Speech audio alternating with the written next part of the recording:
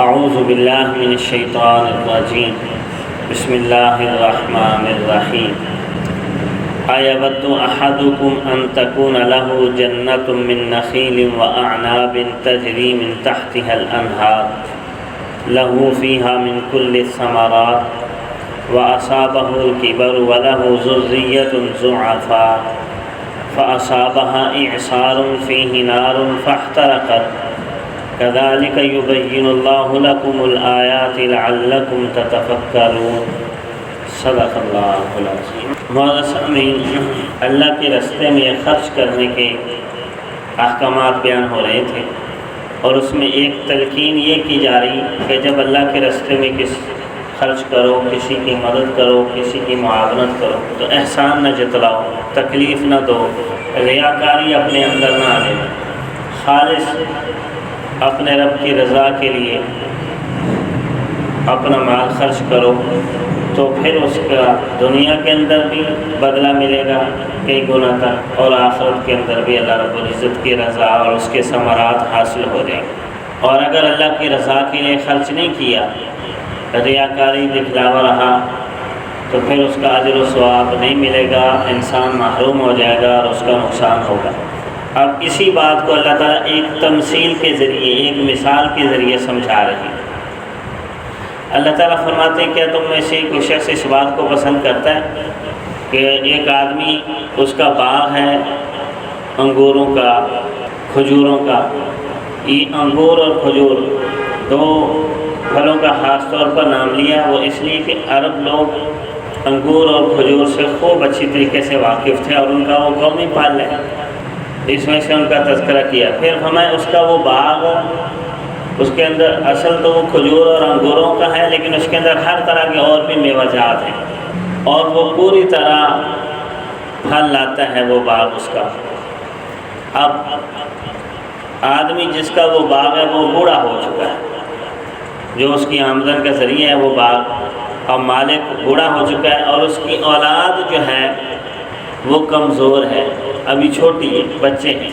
اب وہ باغ اس آدمی کی بھی ضرورت ہے اور اس کی بچوں کی بھی ضرورت ہے۔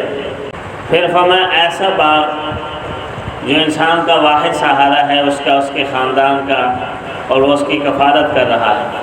اب تم میں سے فرمایا کوئی پسند کرے گا کہ وہ آگ آئے، آگ کا بگولا آئے اور اس باغ کو جلا کر خاک کر دے؟ میں پسند کروں گے؟ کوئی بھی نہیں پسند کرے گا۔ ہمیں اگر خدا نہ خاصہ ایسے آدمی کا یہ باغ جل جائے تو اس کی واپسی کی کوئی امید ہے؟ کوئی امید نہیں۔ ایک تو اس کا وہ واحد سہارا تھا اس کے نان نفقے کا، اور پھر خود کمزور ہے، طاقتور ہے نہیں کہ دوبارہ سے محنت کر کے باغ لگا لے، بوڑھا جو ہو چکا ہے، اور اولاد بھی جوان نہیں ہے، وہ بھی اس کا سہارا نہیں بن سکتی۔ اب نئے سرے سے نہ خود محنت کر سکتا ہے، نہ کوئی اور اس کا سہارا بن سکتا ہے، اور واحد سہارا اس کا وہی تھا۔ اب تو ہمیں کتنی حسرت اور ندامت ہے ایسے آدمی کے لیے۔ ہمیں ایسے ہی آدمی جب یہ دنیا کی آنکھ بند ہوگی نا، وہ سمجھ رہا ہے میں نے باغ لگایا ہے، صدقہ کیا ہے، خیرات کی ہے، اور مجھے اس کا پھل ملے گا، اور آخرت کی آنکھ کھلے گی تو وہاں وہ اس کا بدلہ لینا چاہے گا، لیکن ریاکاری کی وجہ سے اب وہاں کچھ بھی نہیں ہوگا اس کے پاس۔ اب واپسی، وہاں سے واپسی نہیں ہے۔ جس طرح بوڑھا آدمی دوبارہ باغ نہیں لگا سکتا، کمزور بچے، وہاں سہارا ہی اعمال کا تھا، اسی چیز کا تھا، اور وہ سہارا بھی ختم ہو گیا، واپسی بھی ممکن نہیں ہے، اور وہاں سکہ تو کوئی چلتا نہیں، سکہ تو وہاں چلے گا اعمال صالحہ کا۔ تو ہمیں اللہ تعالیٰ تمہیں دنیا کی مثال دے کر سمجھا رہے ہیں کہ جس طریقے سے ایک آدمی کا باغ ہو، اور وہ اس کا اور اس کے بچوں کا، اس کے اہل و عیال کا واحد سہارا ہو، اور بڑھاپے میں وہ باغ اس کا جل جائے تو اس کو کس قدر افسوس اور حسرت اور ندامت ہوگی۔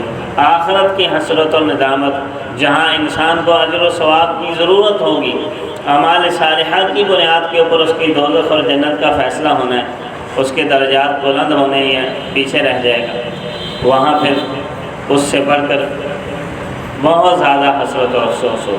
دنیا میں تو چلو بہت کچھ نہ کچھ کوئی بن سکتا ہے، لیکن آخرت میں پھر کوئی چیز نہیں اس کا سہارا بنتی۔ تو فرمایا دیکھیں ایود احدکم، کیا تم میں سے کوئی ایک پسند کرتا ہے ان تکون لہ جنت من نخیل و اعناب، کہ اس کے باغ ہوں کھجوروں کے اور انگوروں کے، تجری من تحتها الانہار، باغات بھی ایسے جس کے نیچے نہریں بہہ رہی ہیں، یعنی سر سبز و شاداب ہیں، یہ نہیں کہ خشک ہیں، پانی کی وافر مقدار وہاں موجود ہے۔ لہو فیہا من کل ثمرات، اور اس کے لیے ان باغات میں ہر طرح کے میوہ جات ہیں، خشک نہیں ہیں، میوہ جات ہیں، اور اس کے علاوہ بھی اس کو پھل مل رہے ہیں، اور وہ خوشحال ہے، مرفع حالی کی زندگی گزار رہا ہے۔ واصابہ الکبر، اور اس کو اسی دوران پھر بڑھاپا پہنچ گیا، وقت گزرتے گزرتے، دنیا کا بھی وقت گزر رہا ہے، آخرت کے قریب ہو رہا ہے۔ وَلَهُ ذُرِّيَّةٌ ضُعَفَاء، اور اس کی اولاد بھی کمزور ہے، ناتواں ہے، ابھی چھوٹی ہے۔